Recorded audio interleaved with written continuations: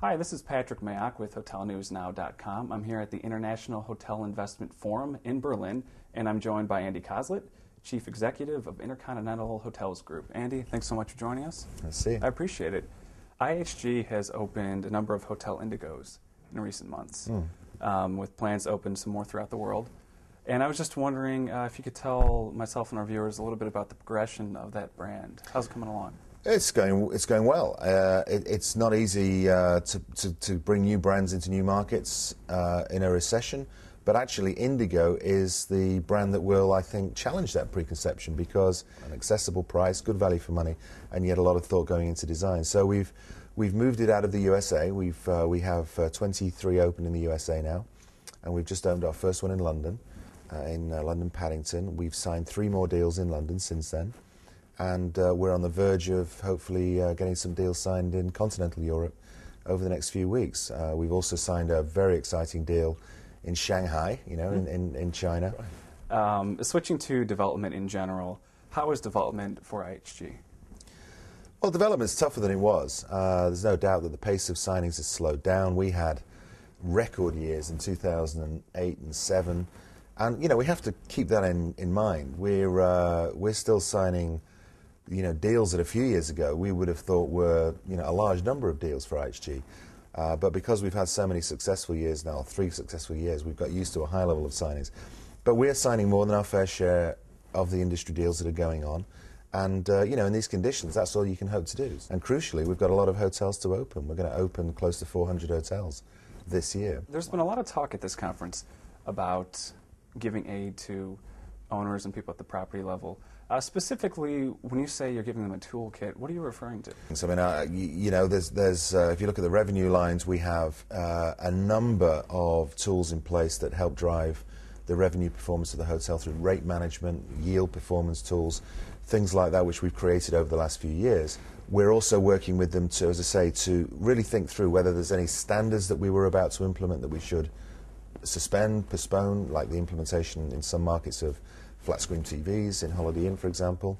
We're also reviewing some of the food and beverage practices, some of the policies around calls, in-room calls from hotel reception and staff, the level of concierge staffing, things that actually won't make a fundamental difference to customer experience, but will make a difference to the operating margin.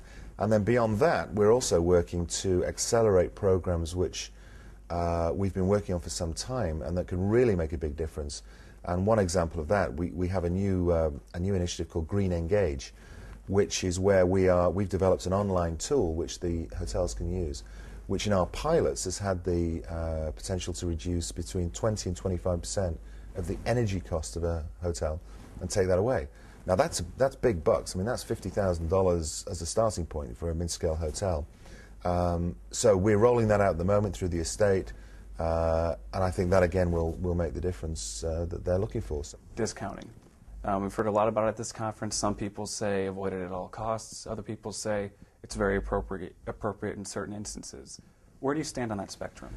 Well, pricing and value equations around pricing is a feature of any market, any industry, and used sensibly, it's a good thing.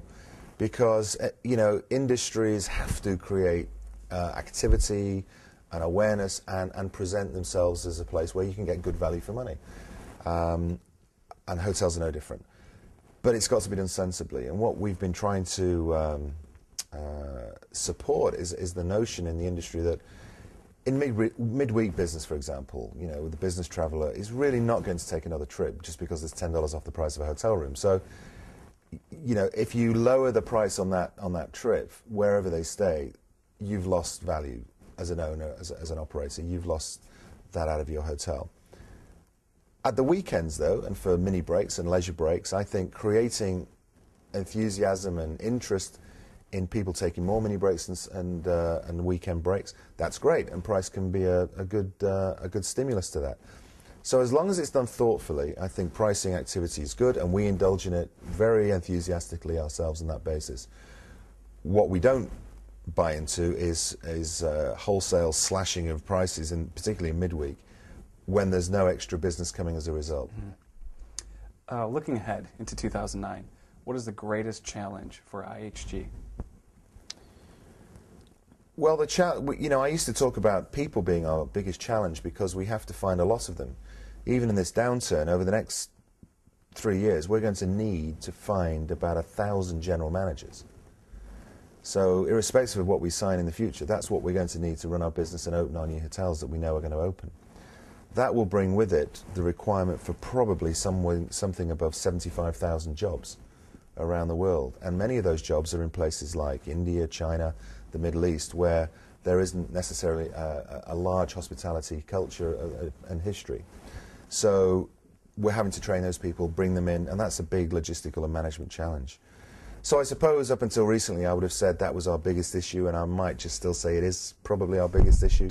The biggest issue that confronts, I think, everyone in the industry is the free movement of capital, and we need to see liquidity come back into the world's financial system.